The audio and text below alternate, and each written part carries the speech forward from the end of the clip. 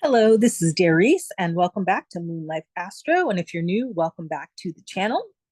Normally, I would have done a video on Monday, but I had something else planned, and then I remembered that it was solstice, so I decided to go ahead and get this going. I wanted to make sure that I got this message out to people before solstice happens this weekend. Please do take a moment to like the video and subscribe to the channel if you've not already done so. It really does help me get the message out to people. And with that, let's get into it. I'm feeling really good about this summer solstice. I actually always love summer solstice. It's nice when you're in the northern hemisphere. It's the beginning of summer. It's the longest day of the year. If you are in the southern hemisphere, it's the shortest day of the year, and you're going to be going into winter. So we're going to be kind of effectively holding the balance for one another. But what I really like about this coming summer solstice is going to be June 20th, exact at 10:41 p.m. Eastern. What I like about it is that I feel like it's a new reset, a sacred reset. I feel like it's a new year. 2025 started off to a very rocky start. It's been very intense. But I do feel like this summer solstice is going to feel like an energy shift. I do feel like things are going to be picking up in the right direction. I hope you feel like the momentum is going the way you want it to go.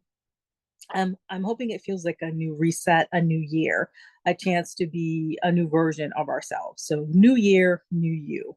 And I hope that's how you feel this weekend as it happens. What's nice about it, summer solstice always happens when Cancer season begins. The sun enters the sign of Cancer, a sign of nourishment, protection, and emotional intelligence. Some people think of the solstice as a sacred solar pivot, the soul's inhale before a bold new exhale. And I think that's a lovely way to think of it. And I'm definitely feeling that myself. This could be an energetic shift from our inner vision to our outer action. It's the midpoint of the year. So, as an entrepreneur, a solopreneur, a creative visionary, this could be a great time to realign your goals and move deeper into your intention. This, of course, is also happening against the backdrop of Jupiter recently moving into Cancer. That adds a nice, soulful, expansive quality to this moment. It's an opportunity to grow through emotional truth, healing our family relationships, our family lineage, our ancestral roots, and also our home, both physically and mentally and emotionally as well. It's an opportunity to use your faith in your intuition and create a deeper sense of inner security. One of the other things I was thinking about, I've been subscribing to Rachel Botsman. She has on Substack. She has her, I forgot what they call it on Substack, whatever your Substack subscription or blog is, or do people even use the word blog anymore? I don't know. Anyway, it's Rethink by Rachel Botsman. And she wrote this amazing article about this exhibit that's happening at the London Design Biennial. I think it's an installation called Records of Waiting, an installation from the Polish Pavilion at the London Design Biennial. And I'm just going to read to you some of the quotes because I like what she says about waiting, what this exhibit sparked in her around waiting. And I feel like it's a great thing to be meditating on right before or around the time of the solstice. What if waiting wasn't perceived as a waste of time, but a work of art? This is a question posed by Records of Waiting, a beautiful installation from the Polish Pavilion at the London Design Biennial. While we all wait, not everyone waits equally. This shared experience is deeply marked by personal pace, social position, and privilege. For some, waiting is a luxury. For a table, a reply. For others, prisoners, asylum seekers, it's a sentence without end. Waiting is often perceived as absence of action, of movement, of significance. Yet this exhibition insists that waiting is not empty time, but structured time. It is a temporal form shaped by power, labor, and inequality. We all wait, but not in the same ways, or for the same reasons, or with the same consequences. I think that's so beautiful and so profound. And I feel like it beautifully summarizes so much of what's happening around the globe and our collective right now. And I think it's helpful to, when we look at our own personal lives during the solstice, to ask, what are we waiting on in ourselves? What are we waiting to create or develop or to emerge in our own vision, our passion, our purpose for how we move through the world, and how our businesses are or are not currently a reflection of that? And I think it's equally important that if you don't have the answer to that, that I'm hoping these quotes give you permission to be okay with the waiting for that knowledge to rise up. You may not have the answers to those questions this weekend or this week, or maybe even for the entire month of June. You may need a couple of months. I think what's important when we talk about planning and productivity that often is not encouraged, or what we don't remind people of enough of, is that at the end of the day, whatever you're moving towards, your goals, your big projects, you have your own unique timeline. Your soul has its own timeline. And so your inner knowing, your inner soul will guide and direct you to what is the divine timing for your path.